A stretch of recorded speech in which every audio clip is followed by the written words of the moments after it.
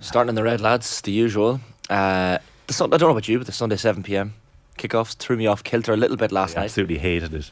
I only realised it last Thursday in the office. Yeah. And it was a total instinctive reaction in the office. I just let out a few expletives. I couldn't believe it. Because that is a key time for the three of us. Like, we're planning the show at that time. It's true. And then this thing happens. And you were saying last night, it's because of the bank holiday. But sure, like, it's bank holiday. You can do it at any time. There was no 2 o'clock game yesterday. Why was something happening in the UK at the weekend? Why was there no 2 o'clock game? Then made Newcastle Arsenal the 4:30 one. No, there was only 2 games yesterday. One at 4:30, one at 7. Yeah, there was no. Okay. So BT got the game last night. So maybe it was something to do with that. I think it wasn't to do with the fact that Sky got extra games on so the Saturday 12:30 game didn't happen because of the coronation. The 3 o'clock windows were shown on telly for the first time. Yeah, that was bizarre. I think maybe feeling. to quell all the everybody's been drinking from 7 a.m. to celebrate the King. They needed something to do to distract them. So the game's today: 3 o'clock Fulham Leicester, 5:30 Brighton versus Everton, and 8 o'clock Forest versus Southampton. And Brighton and Hove Albion now, they don't quite have it in their own hands, but Champions League qualifications right there for them. Is it? I mean, Europa I think is where they'll end up, but they'll be happy enough with that. Well, they're if they win their 3 games in hand on Liverpool, they'd be ahead of them. Right. They've 2 games in hand on Manchester United. You wouldn't rule it out. And they've got to make up 8 points. And Manchester United are in full swoon. That's why they're in the red here. That's what we're starting with. Capitulation mode. I don't know where I wanted to start, but I guess we have to start with David De Gea. £375,000 sterling a week, £19.5 million a year this man makes on wages alone. And currently his contract negotiations are up for renewal. June is when his contract is up. If this is spot the ball, where's the ball at the moment in the photograph that we're showing? Probably right under. Nestling in their bottom right hand corner as you look at it. Does anybody notice? Very similar photo to last week. Keylor Navas. Oh yeah, looking back in his goal. Looking back in. You It's can a at least beautiful see the sight, ball. actually. Yeah, great sight. Do you like the pun? No, I missed it. On De Gea out. On the way out. Oh no, that's atrocious. On the hay out. Could Well, be. Still, he has the most clean sheets in the Premier League this season. Well, according to he's a great goalkeeper. It's exactly what Eric Ten Hag wants. If you're listening to Ten Hag keep last getting night- told by loads of people. I have he's not leaving the club, by the way. I have live score notifications on for these games, and I forgot to turn it off watching the game because it's no good because you're on a stream. So it's I'm watching on a stream, so it's like 5 seconds behind. It's legal, but it's just streamed like now, and I could hear that vibration, which means that's a goal, and I could see Ben Rama with the ball, and I was like, but he's not going to score from here. Like, that must be a notification for a match report that's in previously. And when I left his boot, my first reaction was, oh no, because I immediately felt sorry for De Gea because he's just going to get it all over. Yeah. All over. And I imagine, I haven't even looked at our live comments, but I can imagine there's a lot of De Gea stuff outside of the stuff that we'll get to in the GAA in a while. But I felt terribly sorry for him. And I know you can't have too much sympathy for multimillionaires. And No, you the certainly guy's can't. had plenty of chances. He's been there at the club for now, was it 12 years this summer he'll be there. He's had no real competition for his place. So there's a bit of complacency seeps in. The middle of the last decade, he was by far Manchester United's best player in a crisis period for the club. But now he's kind of been exposed for his inability to play. Were they just unlucky as well? Like, they hit the post twice. They created They were a really few good. chances. Couldn't hit the target. I mean, out of all the shots they had, they none on target. But Bruno Fernandes nearly scored, and Anthony shaved the post, basically the same post, bottom left corner in the first half. And These they were definitely chances the better you team. had to hit the target. Marcus Rashford hit the outside of the post, and they played really well, and West Ham were hanging on. So the Benrahma goal came out of nowhere. But look, outside of De Gea's mistake, United had plenty of time to close him down. So Luke Shaw shoulders Mikel Antonio out of the play, which is actually quite impressive strength. But from there, Benrahma picks the ball up. And then everyone just stands off him, particularly Victor Lindelof, just stands off and just keeps him backtracking. And there's no need to backtrack that far out from your own goal. You're 45 to 50 yards out. Like, just you can close him down. The worst case scenario is that you'll foul him in the middle of the pitch, and he probably won't get booked. And to be honest, I think West Ham should have had a penalty as well. The Lindelof handball for me was a penalty. It was a penalty all day long. And Jermaine Genius in commentary was no, I don't think it is. I don't know what he was talking about. No, I think he was like, I've said it now. I have to stay with it. Yeah, I can't change my it was mind. a penalty all day long. It was. He pretty much caught the ball. He totally moves around to get his hand in the way of the ball. Oh, it was a penalty all over, and in many ways, I was kind of hoping it was a penalty, and that West Ham went 2-0 up at the break just to see what United's reaction would be like in the second half. Might have been better. If it was might have 2-0. been a little bit better. But they were actually quite decent in the second half, and we've heard recently Eric Ten Hag coming out afterwards. Were they? I don't think they were. Eviscerating his players. I thought they were okay, but the worrying factor is the fact, this is 2 1-0 defeats in a row. They keep fading away against though. sides really, regardless of Brighton's form this season, they should be beating Brighton, and they definitely should have the upper hand in West Ham. I don't know. And then throwing away a 2-0 lead at Spurs as well. Like, it's low-key been a very, very poor run for Manchester United recently. Yeah. Probably going under the radar a bit because they're not as interesting as they were, because they're out of contention on both ends of the table. So But they're in the red this focusing morning. elsewhere. They deserve to be in the red. But at least on the WSL side, they're flying it. They're still top of the league. Chelsea have a couple of games at hand. They hammered Everton last night. Currently Brazil in goal. Being United beat Spurs 3-0. Yesterday it was a first half hammering particularly. And then this Sunday coming, they're in their first ever major final, the FA Cup final against Chelsea. We'll have more on that with Daniel Harris. But not an all-round terrible day for the club, but on the men's side, atrocious. And Wout Weghorst to 10, sorry, but that's finished. The Wout thing's gone. The subs bench is Martial, Sabitzer, Sancho, Dallo and Fred, and it cost a lot of money, but it's really useless. It's pretty useless. You ain't changing the game with those lads coming off the bench in the last half an hour of a match to try and Anthony turn things Martial, around. his work rate is pitiful. They've so much work to do in the transfer window. So it'll be very interesting to see if Ten Hag is given any opportunity to do that, or if it's going to be a period of nothing happening for a while. Because what happens if they don't qualify for the Champions League?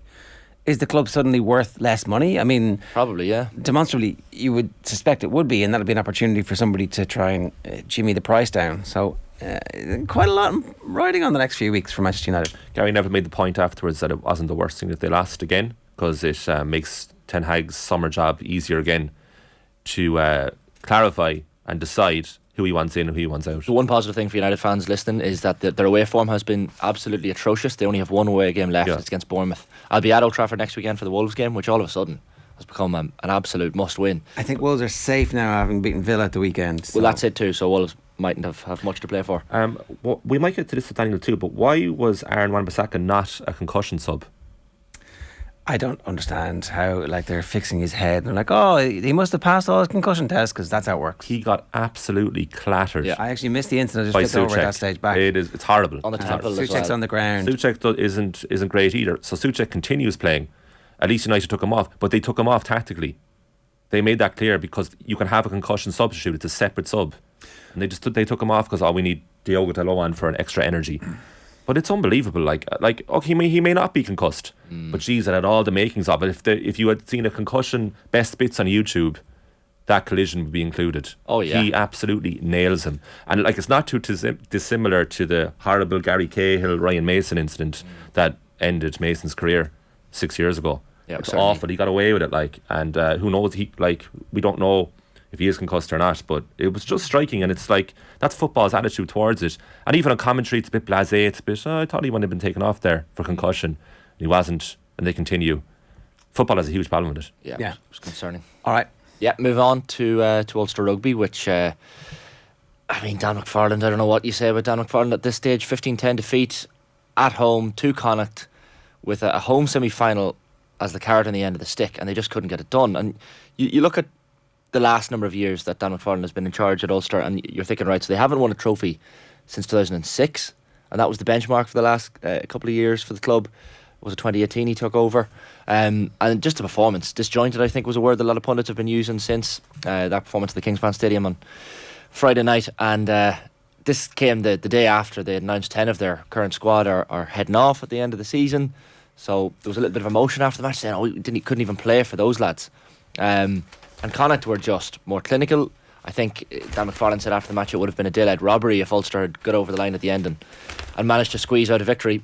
So it wasn't just the result but the performance, and very, very disappointing for Ulster, I think, and everyone concerned. I think more damning even than all of that is Stephen Ferris on Twitter the next day basically saying that is there more to come around player unrest? Is McFarland's time done? And then there was another question, and they were all rhetorical, and then somebody was like, well, you answer them, and he was like, yes, there's more to come, maybe McFarland's time is done, and then he was yes to something else as well. But Andy Friend, this is really interesting, Andy Friend met Dan McFarland for coffee in the morning of the game, and McFarland is like, oh, you were jumping on the bandwagon there saying this is a free shot for you. And your friend's like, yes, I was. Like, it's not a free shot, but I was absolutely doing it because that's how this thing works. And it just seemed like they have genuine respect for each other. And I don't know, like, we've had Andy Friend on the show a couple of times. He came to a live show we did in Galway, and he's a really, really impressive character. So he's asking for people to have a little bit of sympathy with McFarlane, saying he's a really good coach. And he might be a brilliant coach. It might just not have worked out for him at Ulster. Like, there's definitely a need for something different. I don't know, maybe it's as simple as their 10 isn't good enough for this level. And because their backline is brilliant, but maybe there's also that the coaching ticket has gone stale or something up there. I don't know.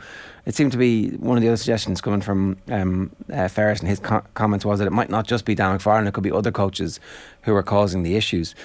Having said all that, right, like the players who they're losing, there's none of them that you're thinking, okay, they really need them for next season. You know, those 10 players who are going, like, they're all replaceable.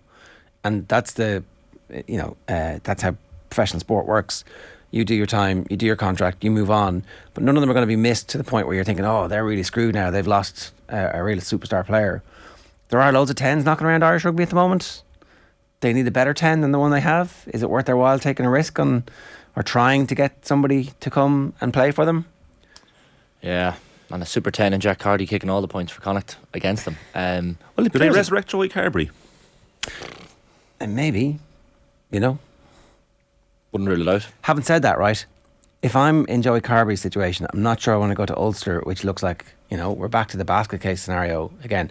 Now, Andy Friend's point is that the disappointing thing with this game, if we lose, everyone's going to expect us to lose. If you blokes lose the game, you've had a bad season, and you haven't had a bad season.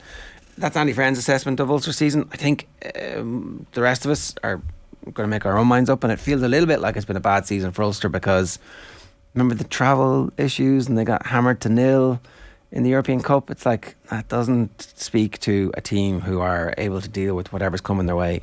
Well, McFarlane said it was high up on his all-time greatest disappointments Friday night as manager of Ulster, certainly. But the question is, have Ulster progressed whatsoever? Like, they lost in the last 16 of the Champions Cup, albeit to Leinster. Now they're 12 or 13 points, I think, better off than they were in the URC as compared to last year. But you still wonder if it's progression, because then you see loads of players. Well, Jeff Tamaga-Allen is one of the players leaving, and he's been fairly crucial to Ulster this season. So there are a couple of players in that list of 10 that you think, well, why are they leaving? They're very impressive on paper, but their inability to deal with pressure repeats itself all season long. Like, they finished 5 places and 18 points ahead of Connacht. They've already beaten them twice this season, and then it's a woeful display, like, outside of the try. And kind of kicking themselves to victory too. Like, it wasn't even like they were particularly outstanding either. It's a lot of those penalties that Carty kicked were mistakes, stupid mistakes by Ulster. One was a Marty Moore knock on later on. Like, it's just like, these are little tiny errors that Ulster could easily stamp out, but have been peppered in their performances of late. So yeah, from Dan McFarlane's perspective, you'd be seriously concerned. But Andy Friend's tenure rolls on at least one more day. All right, on to Amber. Bit of the Gaelic Games. We have a clip here. We have a clip first. If you have to line that up, yeah. It's the Wexford manager, is it? Colin, what's the clip? No, it's Tom Dempsey who's speaking after the Wexford game.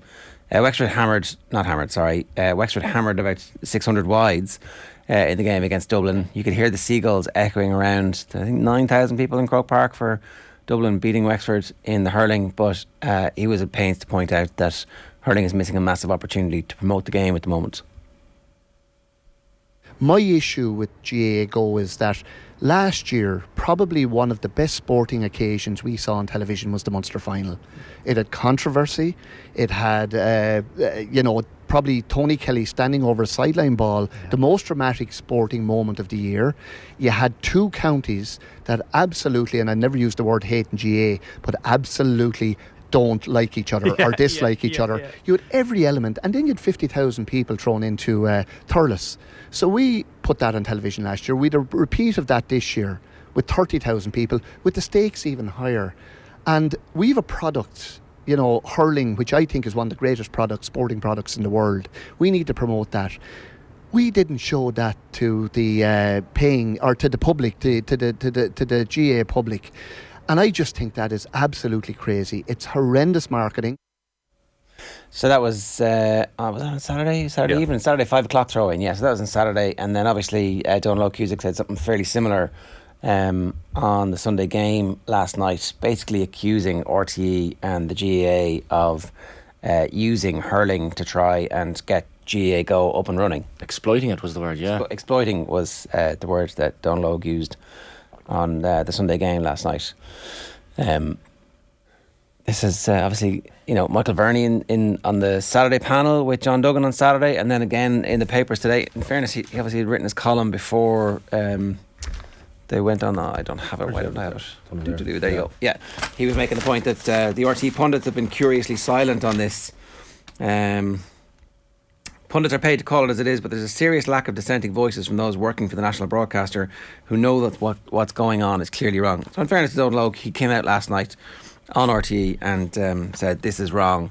That he said he sat with the head of sport in that studio and said, why don't we change the logo to a little rugby ball up in the top right hand corner. So I'd say Declan McBennett was delighted to have been name checked, but not name checked by Don Logue in the middle of the Sunday game last night.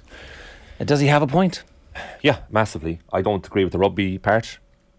I think Jackie's response was good as actually to Don Logue, which was totally understanding that rugby's going to get as much exposure as it is. We're world class at rugby, so we should be showing it. But there should have been a prediction of the best fixtures heading into this weekend, and it's criminal that Cork Tip Saturday evening wasn't on TV.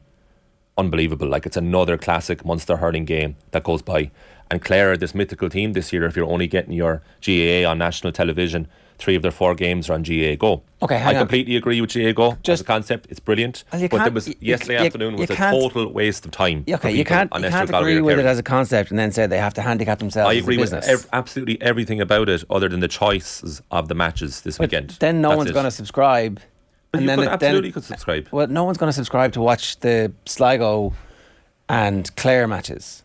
They're just not. That's not going to tick the number over. If you work for GAAGO, you're putting those games behind the paywall. It's great for GAAGO, but exactly. A lot of people don't have it. But they have the option to have it. Like, it's a very easy thing to do. It's a very easy thing to get your hands on. It's a really simple and reasonable value, you would have to say, mechanism. I think that there's a fair point to be made about the promotion of the sport of hurling, and this is just the latest in a long line. There's a lot of lip service paid to the growth of hurling, and some of that is actually on hurling people and their own insularity, and they haven't demanded changes, and they didn't allow Galway play underage hurling in Leinster for 10 years, basically took for that to happen. So, they're absolutely not without blame in this.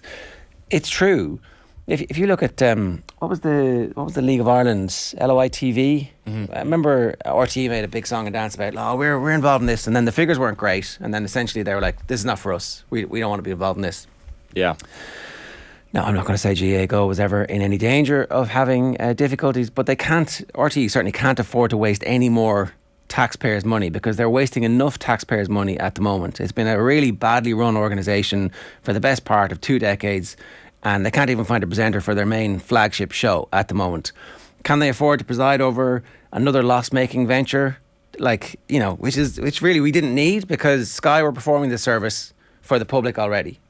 And so they're absolutely desperate to make it work, and the only way to make it work is to be fairly nakedly commercial about it.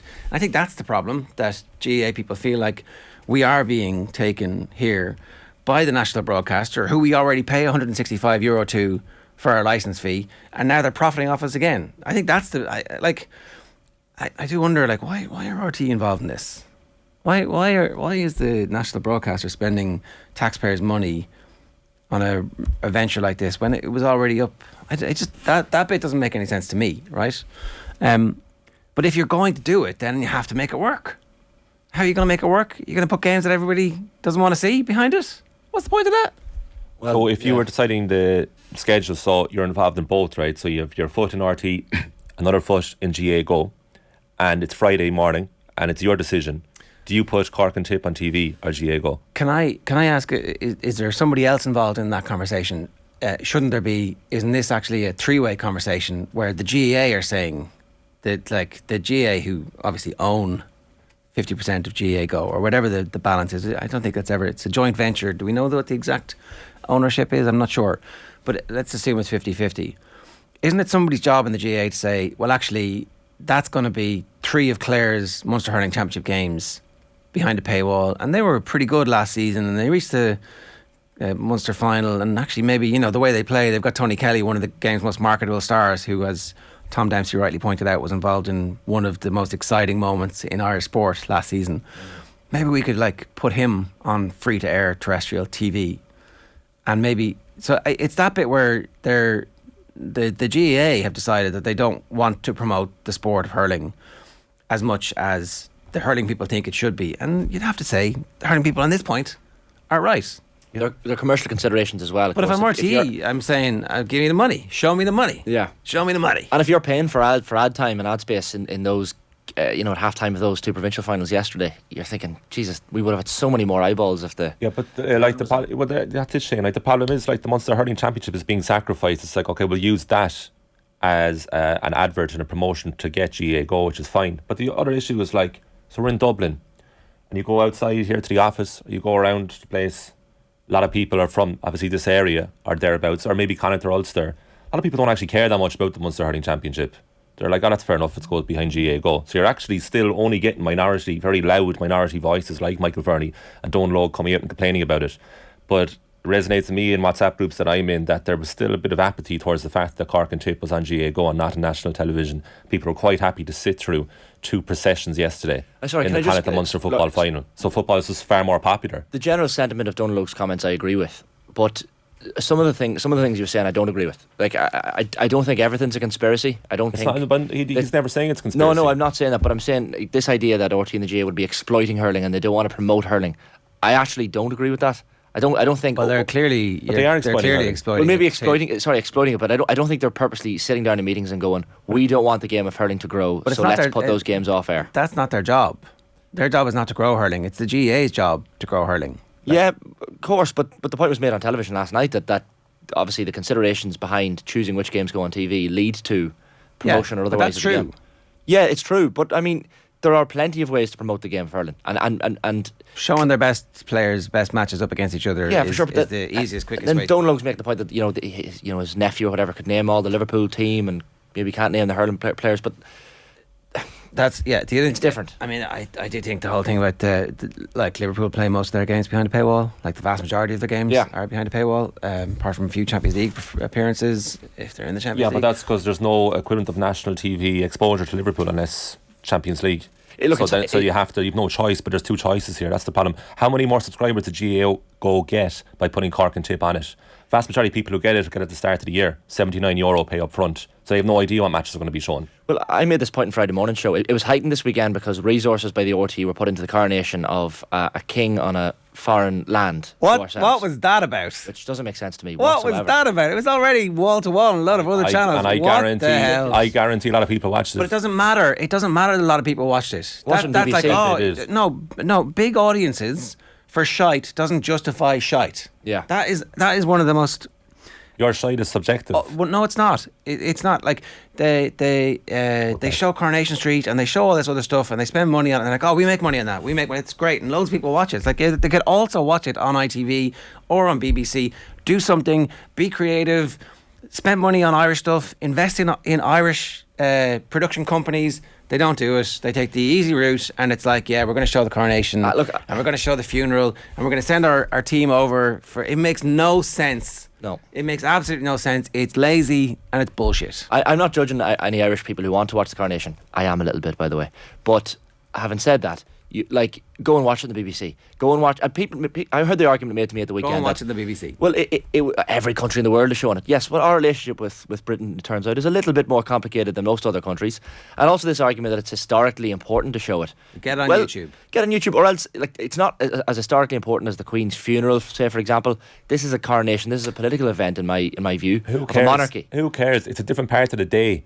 Show it if you want. It doesn't matter. 4 hours worth of coverage. You're comparing it to this. And resources. It's not a decision between both. No, but it's resources. They're pumping resources. You'll still get resources to show Cork Tip. Yeah, I mean, you still will. Yeah, but it's a different argument. They could have put those resources into Cork Tip. That's my point. It's not the same people. No, but there's budgeting concerns. It may well be the same outside broadcast trucks. But anyway. We're basically all in agreement. Yeah. With the exception of the coronation stuff. We were putting the Munster and Connacht final in amber. Yeah. I was putting in amber in the style of the mosquito in Jurassic Park, because that's about as relevant as they are these days. These games are busted flushes. We should not be subjected to the procession and coronation of the Munster and See what you did there. I can't even muster it up anymore. It's like, Sorry, the games themselves as well, and I watched them, like 220 to 12 points in favour of Galway against Sligo. It's hard to analyse these games because you don't know where Galway exactly are at, but it was a solid performance, I suppose. Shane Walsh was the talking point out of that match, and he probably was. and even then, it wasn't. He was, because it turned out he was ill. Yeah, all week. So yeah. it really wasn't. You know, But there was so the immediate nothing. aftermath. And look, obviously, we send our condolences to Yeah. the Clifford family. Of course. On the passing of their mum. An incredible performance by David, who obviously was quiet the first day out against Tip and then scores 2-6 yesterday. We'll talk about the football a little bit later on, but just remember that it is the taxpayers' money. It is your money that is funding all this. So if you feel strongly about it, then get involved in the conversation. Exactly. So we'll move on to the green, Yeah. I guess, and we have Cork Tip as one of our greens this morning. Cork 419, Tip 225. I'm sure you're buzzing this morning, Colin. I know, Despite the scene anyway, despite yeah. the fact that you couldn't see it properly, but by all accounts, it was a superb, pulsating game of hurling. Fabulous. 30,500 in Parky Queeve. 30 and a half. 30. Wow. 3-0. Is that like, apart from the Liam Miller, is that one of the biggest they've Imagine ever so, had? yeah, I don't have it to mind, but yeah, I can imagine. And the rugby. The soccer and the Yeah, rugby. yeah. There was a great shot, one of the corners, just it was so full, and a beautiful evening as well, and like, I regret not going down. I should have gone down, but the alternative was not there for me, like. We had Anthony Nash on Friday, and he just painted this incredible picture of what it's like on a Saturday evening under lights with the blue and gold jerseys streaming through the city, and just how exciting the whole thing was, and how the romance of the Cork Tip rivalry is that it's the real rivalry that Cork have. Like, it's, you know, massive, yeah, blood and bandages. you know. Yeah, and that area in Cork as well is really coming on. Like, it's always been like a very nice area, beautiful spot, but it's being developed massively. Like, it's going to be the place to be, even more so in the coming years. And you can walk from there into the city afterwards too. So Saturday night, Cork was buzzing. There was videos all over online, and our own Aisling O'Reilly was down there, and she said like, the buzz here is incredible. I mean, I am biased, but that was a neutral report. And then on the pitch, Cork trailing by 5 early in the second half, trailing by 5 again with 7 minutes to play, and then that late burst of goals, 2-4 to 1-2 in Cork's favour in the last number of minutes, was just mad. Yeah, they're back. They are back, but it shows not a bit be of back. Well, they might not be, but They might not be it back. shows a bit of resolve. Lovely greeting there for Quiddy. Just sorted. Thumbs up. Off camera. Yeah, thumbs up, yes. Thumbs up, yeah. Yeah. Well, Tipperary and Cork We meeting should, here we, through should, the we last. should have a word for the under-20s, Shane, should we? We should, certainly. Sorry, of course, give a mention to the 220 football semi-finals, because bad weekend for Sligo in the Connacht final, but certainly the under-20s. The big dogs, is that what the captain called them? Yeah. After the last The match? big effing dogs, is it? Big effing dogs, yeah. I'll hold back from that one. But 1-8 to 9 point winners over Kerry, a fancied Kerry under 20 team at Pearse Stadium. And Paul Henry, the Sligo under 20 boss as well, dedicating that win over the weekend to Dylan Walsh from Owenmore Gales, who had his 18th birthday last Wednesday fortnight, scored the winning point in the Connacht final against Galway. And then in the days following, scarily was rushed to hospital with meningitis. So that game at the weekend was certainly dedicated to Dylan. But a deserved qualification, I would say, from Sligo's perspective. Held Kerry to 6 points in the first half, scored 1-3 themselves, went in level, and they've been playing against a strong wind. So they had a standing ovation walking off at half time. And then the second half performance was brilliant. And look, they're looking to secure a first ever All Ireland crown next weekend. They've never won at senior, minor, or under 21s or 20s. Yeah, I presume the whole country is cheering for them, given the circumstances, with the small pocket of Kildare, the lone exception. Kildare versus Sligo in the under-20s, Kildare versus Sligo in the seniors. Yeah. Good to see it. And Kildare's win in the 20s, by the way, against a very good down team under Laverty. Yeah. Parnell Park 1-11 to 2-7, and that back from the dead. That was amazing. Jack McKevitt with the last kick of the game, sending Kildare into a second successive final. And that game is going to be fascinating in the final, because both teams will fancy it all of a sudden. That's an Elton John reference. Sad night's all right. Couldn't fit the whole word in. Saturday night's all right. Yeah. Very good. Yeah, good stuff, yeah. Puns are on point this morning, Colin. Right, last one quickly. We're out of time. Yeah, Arsenal deservedly get a mention in the green. Mikel Arteta said, lads, before the Newcastle match, he threw on the All or Nothing Did he? documentary in the hotel to the Arsenal players. Really? No, he says he threw on one scene. He got them all to sit down in a room, and it was a scene where Arsenal players are all dejected, and it's zooming in on all of their individual faces. He wanted them to see themselves dejected. Imagine that feeling after the match against Newcastle, and say, let's not feel like that. It must have been a direct reference to St James's Park this time last season. Yeah. Correct. It must have been that game Exactly. where Granit Xhaka came out afterwards and eviscerated his teammates. Yeah. So, well, it worked. Times change. Yeah. Got to really give them credit here. This is phenomenal. That's brilliant. To recover the way they have recovered is absolutely sensational. I think that we'd all thought that they were going to be flaky, and I think this really sets them up for next season. Yeah. Because it did feel like there was a swoon coming. There had been one. I mean, if they could have just done this against West Ham or Liverpool or Southampton. Yeah, it's true. But the title race is not over. No. And we thought If they'd done it against one of those teams, you'd be like, oh, it's over now, because Arsenal are going to... They've gone to St James's Park and they won. they'll forever have that regret about what happened after going 2-0 up at Anfield. Yeah. But the return yesterday was great. And like we talked about earlier in the performance rankings, Ulster and pressure and their poor relationship with it. Arsenal on the other side, like in WSL, they beat Leicester on Friday night. They're always going to win that game, like well favourites for it, but to win 1-0 and to also stay in the title race. Yeah. And then to do it on the men's side too. It's been a great weekend for the Gunners because a lot of people looking at that game yesterday away to Newcastle thought trouble here. And it's great for the Premier League title race because Man City beating Leeds, it would have been all over really. All over had Newcastle won. And what a result to win it at St James's Park. They've been phenomenal there this season. And Odegaard's finish was superb as well. You look at Arsenal's Was fixtures. it? I think that it was miles out. Yeah. It was miles out. Not supposed to be scoring from there, but it Yeah. turns out What you do you don't mean? buy a ticket, you don't win the lottery. It went through centre half's legs. I think it was either, well, it must have been either Anyway. Shar Yeah, or for sure. Okay. Batman. This is top quality stuff, lads. But yeah. Yeah.